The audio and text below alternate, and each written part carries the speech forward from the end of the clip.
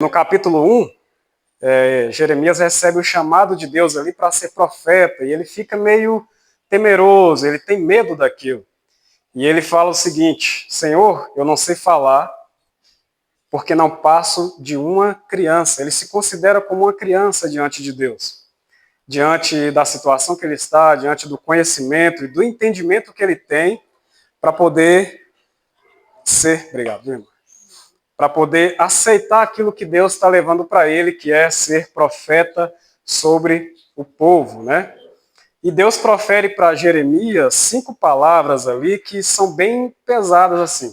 3 delas são pesadas e 2 dá uma acalmada, que é desarraigar, quer dizer arrancar, demolir, destruir, combater, mas também ele fala em construir e plantar.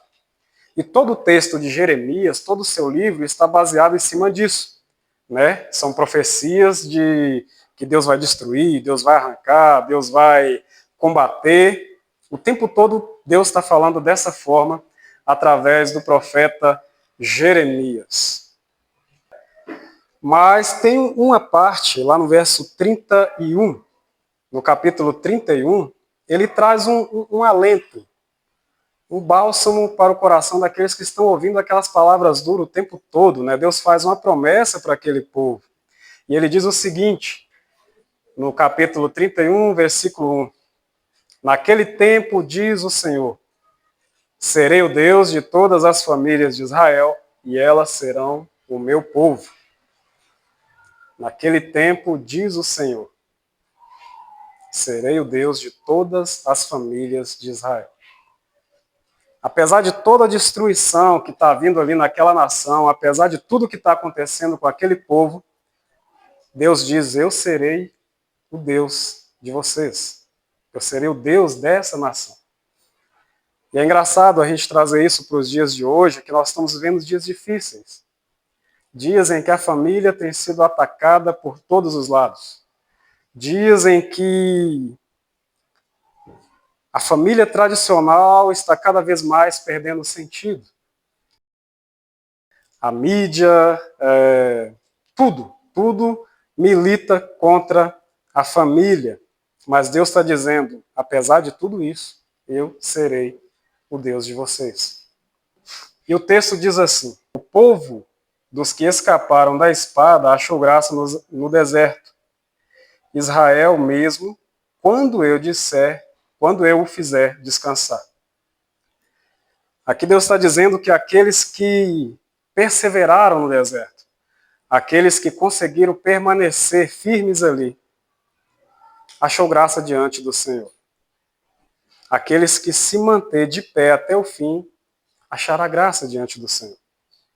E Deus está dizendo o seguinte, não importa a tribulação que você está vivendo nesse tempo, não importa o quanto a sociedade, a mídia, tudo tem militado para destruir a sua família, destruir o seu casamento, destruir os seus filhos, mantenham-se firmes. Mantenham-se de pé. Aquele que perseverar até o fim, eu serei o seu Deus. Se achará graça diante do Senhor. Deus está dizendo que existe uma condição para poder isso acontecer, para que essa promessa se cumpra. Permaneçam firmes. Permaneçam firmes até o fim. Capítulo 32, verso 39 de Deuteronômio, Deus diz o seguinte, agora que eu, somente eu e mais ninguém, nenhum Deus além de mim, eu mato e faço viver, eu firo e eu saro, e não há quem possa livrar alguém da minha mão. E esse versículo aqui põe fim a qualquer possibilidade de existir outro Deus além do Deus de Israel. Deus está dizendo assim, ó, não importa o que você tem feito, né, o que tem te atraído, aquilo que você tem posto em sua vida para ocupar o meu lugar, só existe um Deus. Eu sou o seu Deus. Só eu consigo matar e trazer a vida. Só eu consigo fazer tudo isso, ferir e sarar. Contextualizando para os dias de hoje, é como se Deus estivesse dizendo, Só eu sou capaz de curar o seu casamento. Só eu sou capaz de tirar os seus filhos das drogas. Só eu posso fazer. E mais ninguém. Não existe outro Deus além de mim. No verso 2 existe uma condição, como eu disse, persevere.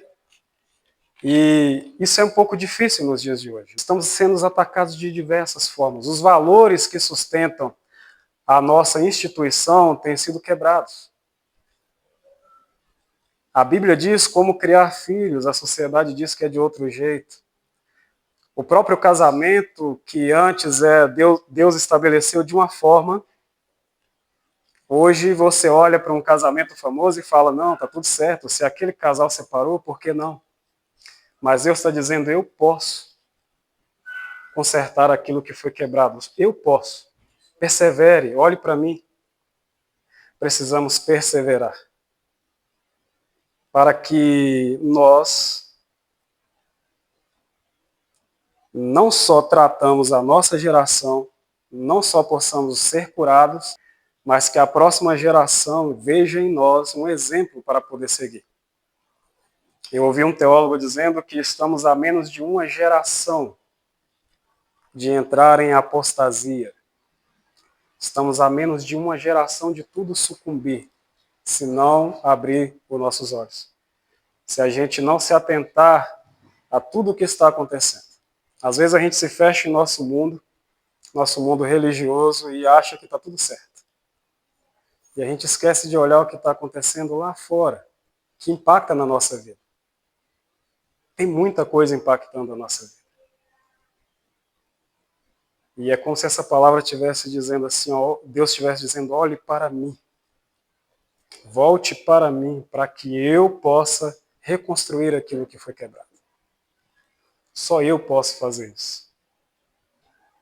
Precisamos perseverar. E o Senhor diz assim, aquele que busca o conselho de Deus diante de todas as adversidades, o Senhor diz, eu darei descanso. Precisamos buscar o descanso do Senhor de alma e de coração. E talvez você venha de um contexto familiar destruído, né? Talvez você venha de um contexto familiar onde a presença de Deus ela não é invocada. Talvez você venha de um contexto familiar onde as brigas eram constantes, onde existia vícios, ou talvez adultério, traição. Mas assim como Deus disse para aquele povo que estava fazendo tudo errado, eu ainda vou ser seu Deus. Olhe para mim. Esqueça toda essa destruição que você está vendo. Esqueça toda essa desolação e olhe para mim, para que eu possa reconstruir a sua casa. Para que eu possa reconstruir a sua família. Há esperança para aquele que perseverar até o fim. Para quem buscar a Deus de todo o coração e de toda a alma. Existe esperança. Eu digo isso porque não é por a gente ser cristão, a gente servir a um Deus, que significa que está tudo bem. Muitas das vezes está acontecendo alguma coisa. E só você sabe o que está acontecendo. Só você sabe como está lá na sua casa, na sua família, com seus filhos. Só você sabe a luta que você está vivendo.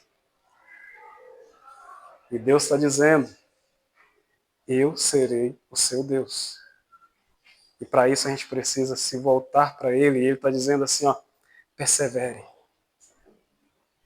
Mantenha firme. E isso não é fácil. Não é fácil perseverar nos dias de hoje. Há ataques por todos os lados. E Deus está dizendo, mais uma vez, persevere. Sabe aquele problema com seu filho? Sabe aquela situação financeira ruim? Que você acha que nunca vai acabar? É uma dívida atrás da outra? Sabe aquele problema conjugal que afeta todo o resto? Aquele problema que você já tentou de todas as formas e não sabe como resolver? Deus está dizendo, persevere. Aqueles que escaparam da espada achou graça diante de Deus no deserto. Então não há nada tão ruim que você esteja vivendo que Deus não possa dar jeito. Basta se firmar diante dele e buscar a ele de todo o coração.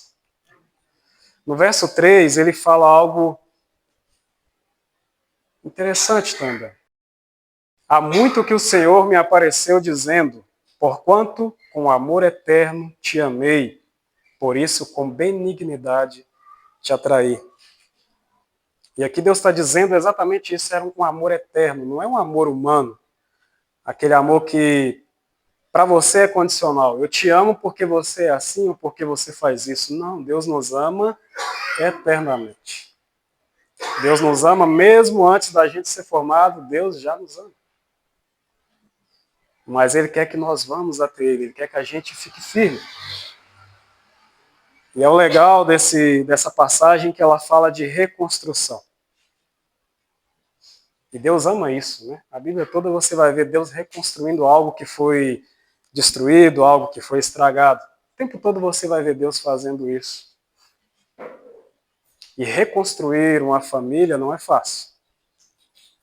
Eu não sei se vocês já viveram isso ou já presenciaram isso, mas reconstruir uma família, você vai passar por muitas dores. Então é melhor perseverar enquanto está bem. Mas Deus está chamando para uma reconstrução naquilo que está quebrado. E quem trabalha com construção sabe, é muito melhor você construir algo do zero. Né? Você vê o resultado daquilo bonitinho que você reconstruiu do zero. Mas Deus ama reconstruir.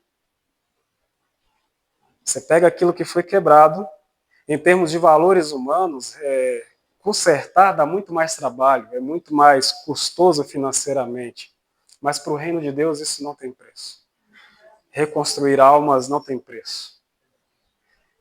E no capítulo 4, o profeta intensifica muito isso, que ele diz assim, ó, ainda te edificareis e serás edificada, ó Virgem de Israel. Em algumas versões vai dizer assim, ó filha virgem.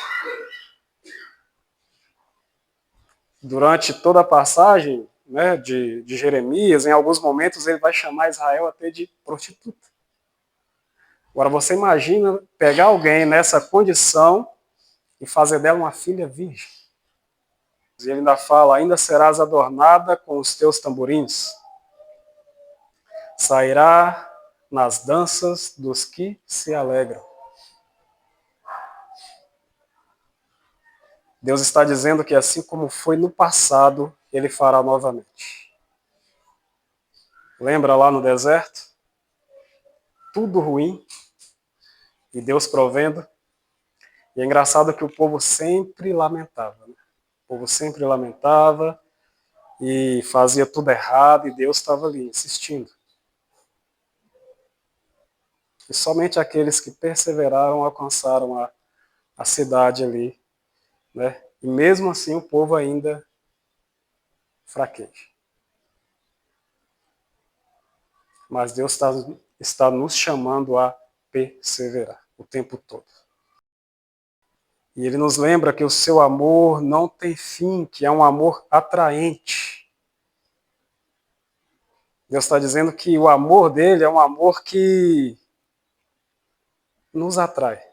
Basta a gente virar os nossos olhos para Ele. Basta a gente se inclinar diante dele, buscar Ele de todo o coração. E como eu disse, nos dias de hoje é meio difícil a gente fazer isso, porque a correria do dia a dia, tudo o que está acontecendo hoje na sociedade, as mudanças tecnológicas, as mudanças nos padrões familiares, né, impostos pela sociedade. Antigamente a família era pai, mãe, filho, hoje já existe uma infinidade de padrões familiares. Eu estava vendo uma história de alguém que casou com ela mesma. Não sei se vocês já ouviram isso. Uma mulher que resolveu se casar com ela mesma. E logo depois ela se separou porque ela não se aguentou. Então você vê o quanto é difícil isso. Persevere. Viver em família requer isso. Às vezes um vai ter o olhar mais atento do que o outro. Talvez hoje eu estou aqui porque a minha esposa perseverou. em oração. Talvez você está aqui porque alguém perseverou por você e você nem sabe. Alguém orou por você. E precisamos perseverar porque a próxima geração depende disso. Certo dia eu estava comentando a alguém sobre essas questões políticas, essas questões ideológicas, e a pessoa virou para mim e falou assim: a única coisa que me importa é se eu morrer hoje e amanhã estarei salvo. E aquilo me entristeceu. Porque quando eu olho para as crianças de hoje, para os adolescentes de hoje, eu falo: se ninguém fizer nada por eles hoje, quem vai fazer? Então, quando Deus fala àqueles que se manteram firmes, achou graça no deserto, mas eles vão passar o bastão para alguém. Não acaba ali. É uma geração deixando algo para outra geração.